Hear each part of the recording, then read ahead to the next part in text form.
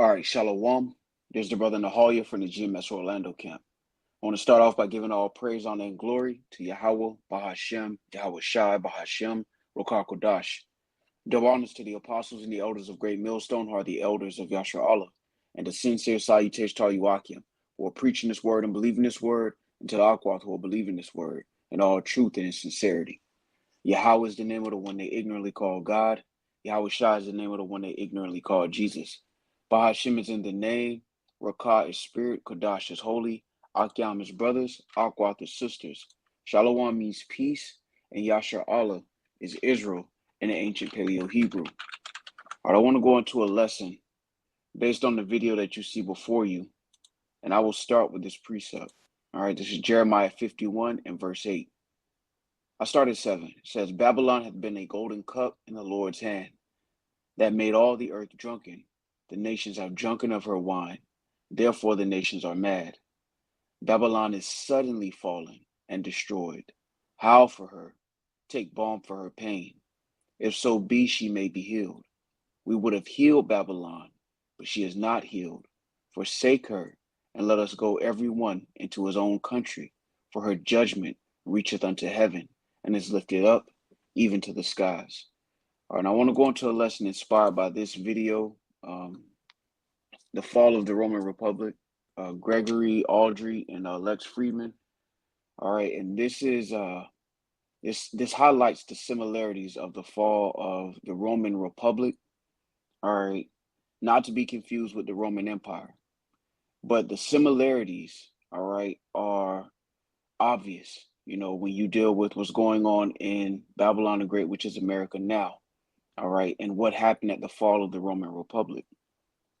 Now, for those who don't know, according to prophecy, all right, the revived Roman Empire, all right, America as we know it, all right, the Western society as we know it is really the revived Roman Empire, according to prophecy. All right, so let's go here. This is Revelation chapter 13 and 1. And the reason I stood upon the sand of the sea and saw a beast rise up out of the sea, having 7 heads and 10 horns, and upon his horns 10 crowns, and upon his head the name of blasphemy. And the beast which I saw was like unto a leopard, and his feet were as the feet of a bear, and his mouth as the mouth of a lion. And the dragon gave him his power and his seat and great authority. All right, now for edification's sake, when you deal with the leopard, all right, that's dealing with the Grecians, all right, or the rise of Alexander, which was the beginning of Esau's rulership. All right, Esau, Edom, the so-called white man as he's known today. His rulership began with Alexander the Great. All right, and for edification, we'll just go to this real quick. So I'll grab 1 Maccabees 1 and 1. And it reads, And it happened after that, Alexander, son of Philip, the Macedonian, who came out of the land of Chittim, had smitten Darius, king of the Persians and Medes, that he reigned in his stead, the first over Greece. All right, so when we go back to Revelation, the 13th chapter, all right, when you deal with that leopard, it's dealing with Greece. All right, as we continue, it says, and his feet were as the feet of a bear. All right, and that bear is referring to Russia. All right, and ultimately, Russia will be an instrumental part in the end of this empire, this rulership. So it began with the Grecians, and it's continued until now.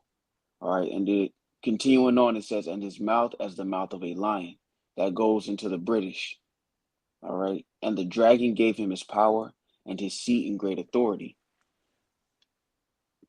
And I saw one of his heads as it were wounded to death, and his deadly wound was healed, and all the world wondered after the beast. Now that head that was wounded is talking about the Roman Empire. All right. Matter of fact,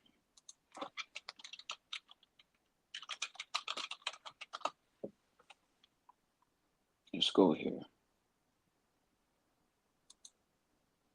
This is Revelation chapter 17 and verse 10. And it reads, And there are 7 kings, 5 are fallen, and 1 is, and the other is not yet come. And when he cometh, he must continue a short space. And that one that is goes back into Rome. All right. So when you deal with this, let's go back to, I'll start at 9 to get the edification. And the reason, here's the mind which hath wisdom. The 7 heads are 7 mountains on which the woman sitteth. And there are 7 kings, 5 are fallen, and one is, and the other is not yet come. And when he cometh, he must continue a short space. And the one that cometh is going to be referring to the British, but the one that is going into the Roman Empire. All right, so when we go back to Revelation 13 and 3, it reads, and I saw one of his heads as it were wounded to death, and his deadly wound was healed, and all the world wondered after the beast. All right, so without further ado, all right, because really I want to focus on the Roman Empire, all right, the fall of the Roman Republic and the similarities to show that it's really the same beast. All right, when you really deal with this empire, it's the revived version of Rome. All right, with added technology, but it's still the same spirit behind it. All right, so without further ado, Lord willing, this be edifying.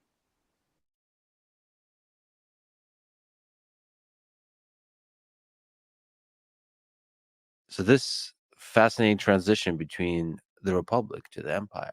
Can we talk about that? Mhm. How does the Republic fall? Oh boy. Okay, so the Roman Republic, on the one hand, is incredibly successful, right? In a short period of time, is expanded wildly. It's conquered the Mediterranean world. It's gained tons of wealth. The contradiction here is that Rome's very success has made almost every group within Roman society deeply unhappy and boiling with resentment. So this is the contradiction. Yeah. Enormous success on the surface, you end up with this boiling pot of resentment and unhappiness. So let's break this down. Who's unhappy? Well, the people fighting Rome's wars, the common farmers who went off to fight. They joined the army, they went and fought, they've come back, they've seen Rome get wealthy, they've seen their generals get wealthy, they've conquered all these areas, all this money and stuff is flowing back to Rome. But when they're discharged from the army, they don't get that much. So they feel like, I spent the best years of my life fighting for my country. I deserve a reward. I haven't gotten it. So you have a lot of veterans who are now unemployed or underemployed. Many of them have sold their small family farms when they went off to join the army, and now they don't have them. So that group's unhappy, the veterans. You have the aristocrats, who on the surface, the ones who are doing well, they're the politicians and the generals. But as time goes on, the ones who get the plum appointments, who get the good generalships, starts coming from a smaller and smaller subset of the aristocrats. The Scipios and their friends start to dominate. So you end up where most of the aristocratic class is feeling, hey, I'm left out. I didn't get what I deserved. What about the half citizens and the allies, the Italians who have fought for Rome, who stayed loyal when Hannibal invaded? They didn't go over to his side.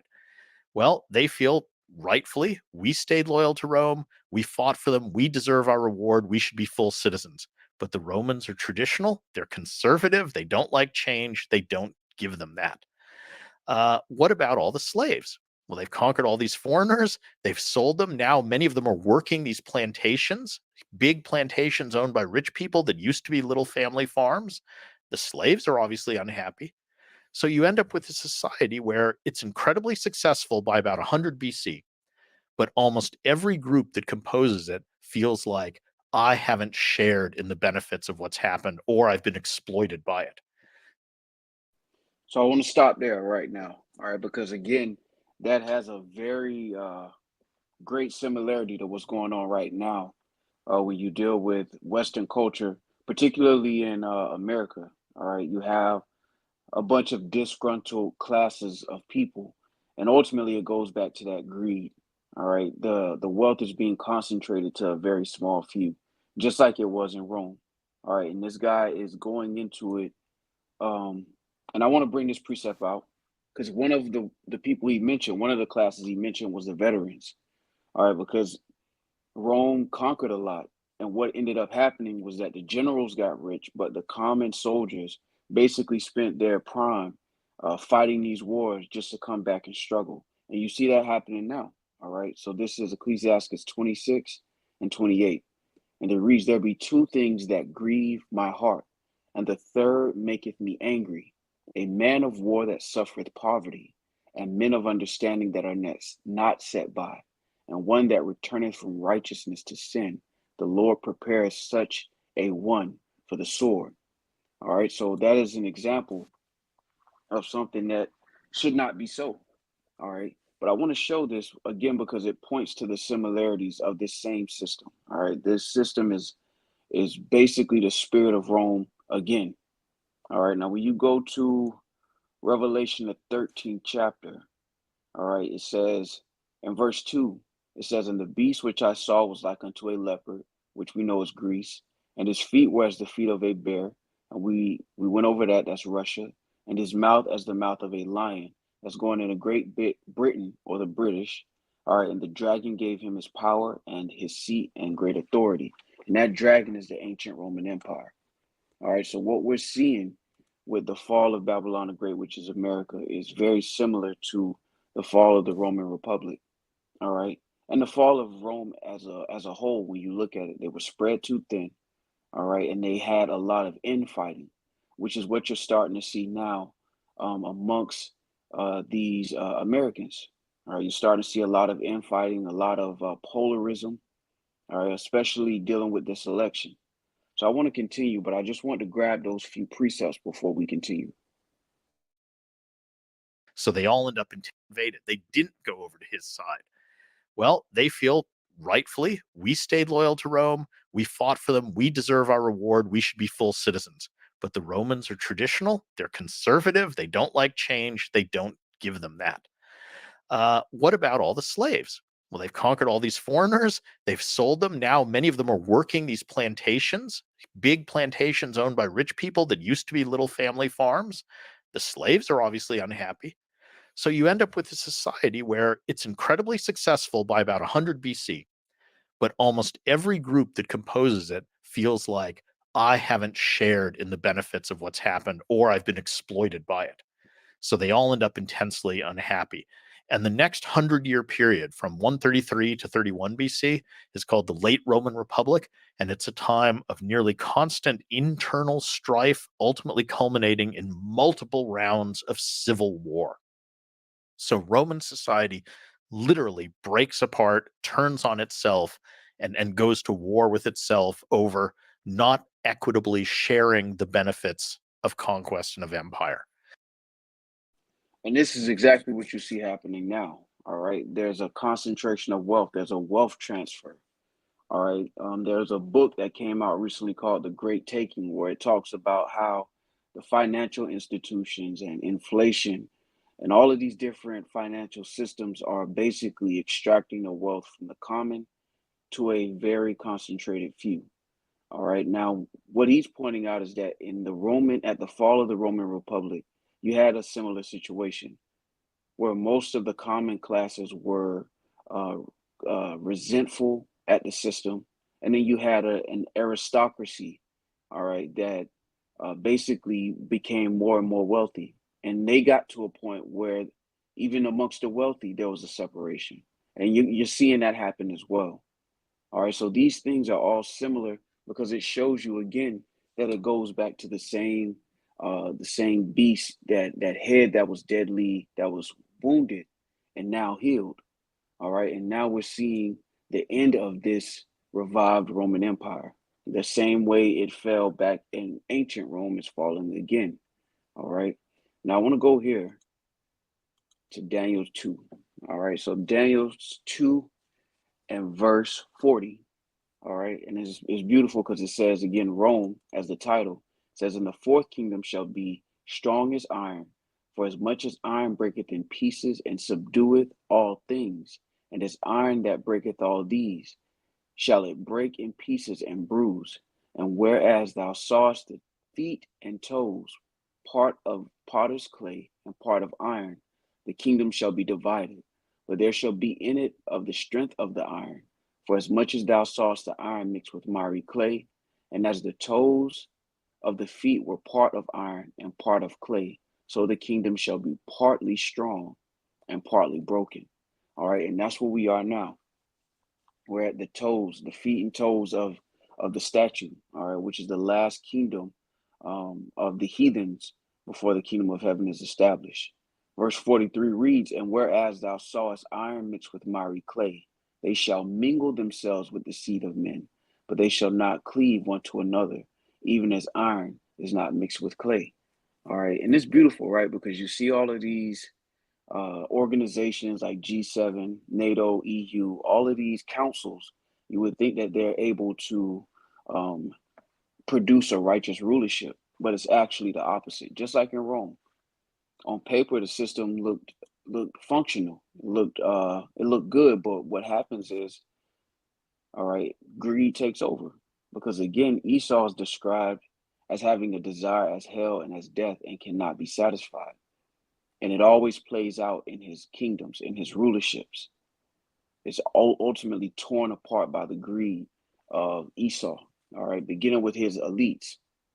Because at this point, he's even robbing his own people, all right. Now I want to go here, all right, this is 2nd Ezra chapter 15 and 15. And it reads, I start at 14. "Woe to the world and them that dwell therein, for the sword and their destruction draweth nigh, and one people shall stand up to fight against another, and swords in their hands. For there shall be sedition among men, and invading one another. They shall not regard their kings nor princes, and the course of their actions shall stand in their power." So just like the fall of the Roman Republic, where it was littered with civil conflicts, you're seeing that grow, all right, in Babylon the Great, which is America, as we get closer and closer to the end. All right, which shows you again, it's the same nation of people in rulership. All right, beginning with Alexander all the way until now, it's the same people in rulership. All right, and they're falling the same way that they fell in the ancient world. All right, because again, there was a fall of Rome. You know, there was 1,000 years of rulership by Israelites, all right, during the so-called Dark Ages. And then you had what they call the Renaissance period, which is basically the beginning of Renaissance, meaning rebirth, which is the beginning of that revived Roman Empire coming into its power again. All right. As a matter of fact, let's go here. Spirit of edification, Revelation chapter 20, and I'll jump down to 3. And I'll start at 1. "And I saw an angel come down from heaven, having the key of the bottomless pit and a great chain in his hand." All right, and that bottomless pit is Europe. "And he laid hold on the dragon, that old serpent, which is the devil and Satan, and bound him 1,000 years, and cast him into the bottomless pit, and shut him up, and set a seal upon him, that he should deceive the nations no more, till the 1,000 years should be fulfilled. And after that he must be loosed a little season." Now, Christianity will tell you that this has already happened. All right, but it hasn't. All right. I mean, I'm sorry. They said that it hasn't already happened yet, but it actually has. All right, and it happened during the Dark Ages. All right, so when Rome fell, 1,000 years during the Dark Ages, Jake was ruling, and Esau was basically put in that bottomless pit. Now, after that 1,000 years, he was loosed, and this is where you have the Renaissance period begin to come into play. All right, and that's basically Esau coming out of that pit and deceiving the nations, as the scriptures say he would. All right, and I want to jump down and get that point. This is Revelation 20 and 7, and it reads, "And when the 1,000 years are expired, Satan shall be loosed out of his prison, and shall go out to deceive the nations which are in the four quarters of the earth." All right, and this is why, you go to Jeremiah 51 and 7, it says, "Babylon hath been a golden cup in the Lord's hand, that made all the earth drunken. The nations have drunken of her wine, therefore the nations are mad." So with Esau being loosed, all right, this power structure began to take shape. All right, and now you see the height of the power, if you will, with the NATO and EU system. All right, with America on riding that beast. All right, in Revelation the 17th chapter. Now, what I like about this, and I'll play a little bit more of it, is because it highlights that as smart as Esau thinks he is, he's bound by prophecy. All right, the fall of Rome was foretold. All right, the fall of all of these kingdoms really was foretold, and we're watching. We're witnessing the details of the fall. All right, and you're seeing the same things that happened in the Roman Republic. All right, even when you get to the economic system. All right, the devaluation of the dollar. At that point in ancient Rome, it was the devaluation of the dinar. All right, people would chip off the metal and mix it with other metals that were not pure. All right, so you're seeing a lot of similarities concerning the fall of this empire. All right, now I won't get into this real quick. I'm gonna just play this clip and then we'll continue. So it's a lesson about not sharing the benefits of something in a society, but concentrating it in one little group. And the other thing that happens is among the aristocrats, they start to get more and more ambitious. So in the past, there was a lot of ideology of the state is more important than the person. If you were a little Roman kid, you would have been told these stories of Roman heroes, and they're all about self sacrifice, putting the state before you, about modesty, about these sort of, values. Well, by the late Republic, you have a succession of strong men. And it is a chain. So it goes, Marius, Sully, Pompey, Julius Caesar, where each one pushes the boundaries of the Roman Republic a little bit, pushes at the structures of the institutions of the Republic, and they're motivated by personal gain. They're putting themselves above the state. And this is happening again. All right. This is Ecclesiastes chapter 14 and 5, and it reads, I start at 4. I'll start at 3. It says, riches are not comely for a niggard, and what should an envious man do with money? He that gathereth by defrauding his own soul, gathereth for others that shall spend his goods riotously. He that is evil to himself, to whom will he be good? He shall not take pleasure in his goods. All right. There is none worse than he that envieth himself, and this is a recompense of his wickedness. So just like ancient Rome, all right, the rulers of that empire began to get more and more greedy over time, and eventually, they started to oppress each other, and you see that happening now with the West in general. I won't even just leave it to America. With the West in general, you see an extraction of wealth. So there's a disappearing middle class, as they call it, which is really just the common Edomites being robbed by their own people. This historian is going into how that was happening in ancient Rome, which shows you beautifully through the spirit of Pavial by Shemal Shah that this is the same nation of people in rulership. All right, they operate off the same style of rulership and government. All right, when you deal with a senate, all the similarities that our apostles have brought out, brothers have brought out concerning Rome and America or the West in general, their fall is just the same. All right, real quick, I want to get this. This is First Maccabees chapter 8 and 1. And it reads, now Judas had heard of the fame of the Romans, that they were mighty and valiant men, and such as would lovingly accept all that joined themselves unto them, and make a league of amity with all that came unto them. And that they were men of great valor. It was told him also of their wars and noble acts which they had done amongst the Galatians, and how they had conquered them and brought them under tribute. I want to jump down to the point.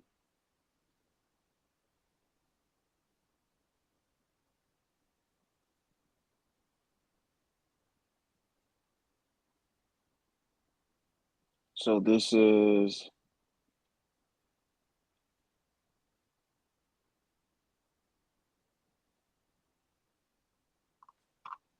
Salakia.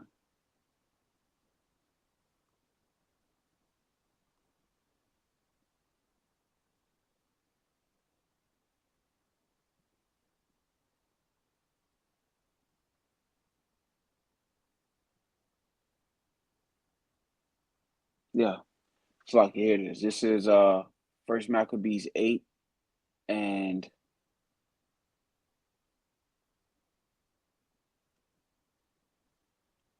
I start at 11. All right. And the reason it was told him, besides how they destroyed and brought under their dominion all other kingdoms and isles that at any time resisted them. But with their friends and such as relied upon them, they kept amity, and that they had conquered kingdoms both far and high and nigh, insomuch as all that heard of their name were afraid of them. Also that whom they would help to a kingdom, those reign, and whom again they would, they displace. Finally, that they were greatly exalted. Yet for all this, none of them wore a crown, or was clothed in purple to be magnified thereby. Moreover, how they had made for themselves a senate house, wherein 320 men sat in council daily, consulting always for the people, to the end they might be well ordered, and that they committed their government to one man every year, who ruled over all their country, and that all were obedient to that one, and that there was neither envy nor emulation amongst them.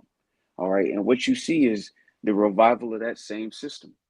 All right. And it shows you that all of that effort to, you know, not have envy and emulation was all for naught, because Esau Edom, all right, is, as it says in Habakkuk, the second chapter. Let me just grab it. His desire is as hell and is as death. He cannot be satisfied, man. All right. It's Habakkuk 2 and 4. And it reads, behold, his soul which is lifted up is not upright in him, but the just shall live by his faith.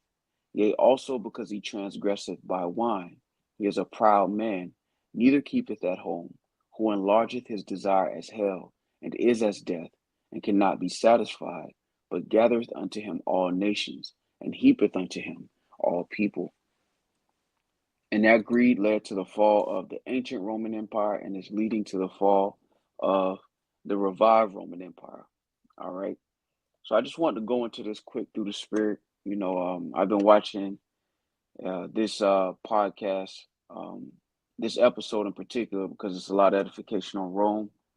All right, so Lord willing, this was edifying with that. I'm going to give all praise, honor, and glory to Yahweh, Bahashem, Yahweh Shai, Bahashem, Rakah Kodash.